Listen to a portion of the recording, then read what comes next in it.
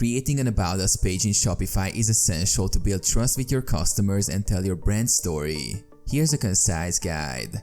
Log into your Shopify admin.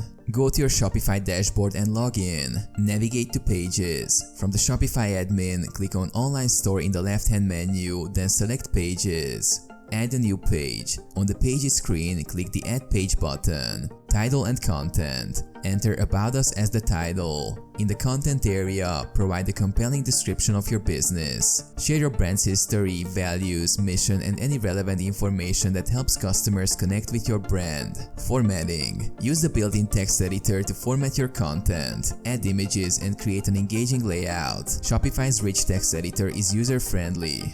SEO settings. Optimize your About Us page for search engines by filling in the SEO settings. Use relevant keywords and a concise meta description. Save and publish. Click the Save button to save your page as a draft. Review it, and when you're ready to make it live, click Publish.